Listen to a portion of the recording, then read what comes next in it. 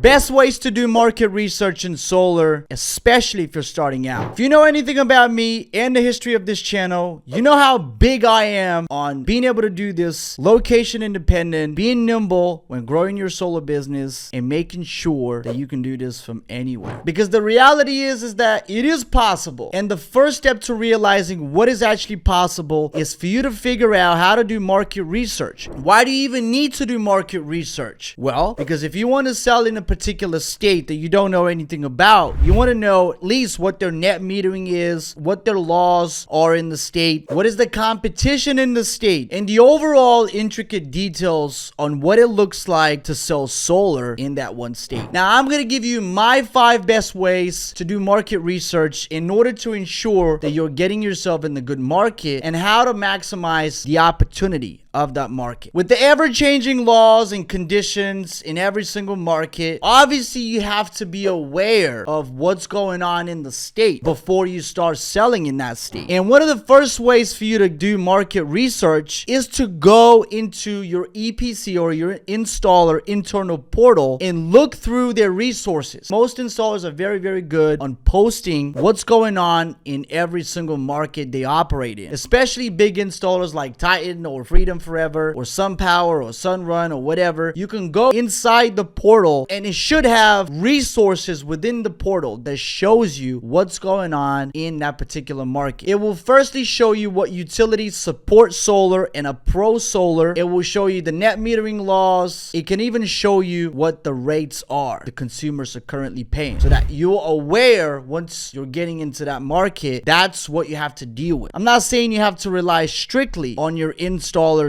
resources, but it's definitely not a bad way to start your market research. The second way of doing market research is obviously to hit up Google. Okay, you're going to go to Google and you're going to type in the state you want to sell in or the area. You're going to look through the utilities. You're going to look through the net metering laws. You're going to see what's going on, things like that. And then you're going to make up your mind or compare the resources in the installer's directory of resources. But don't ever leave it just up to the installer, up to Google. Make sure you have multiple points of reference when you're doing research. The third way will be to join Facebook groups. Why? Because there's a lot of people already in the industry that are in that state. And so if you join a Facebook group, you're going to see a lot of the stuff that is going on in that particular state. And you can even reach out to some people that are selling in the state, jump on a call with them, ask them a few questions, ask them what they think about the market, ask them about the challenges and things like that. Make sure when you ask people questions that you can reciprocate by helping them out with something that they might need help with. And the great thing about talking to people from Facebook groups is that you can learn a lot of intricate details about the market that you wouldn't be able to find out anywhere else. And so joining a Facebook group and making friends with people in that Facebook group that could potentially help you on your quest to figuring out what's your next market you want to dive into is an extremely good way to conduct market research.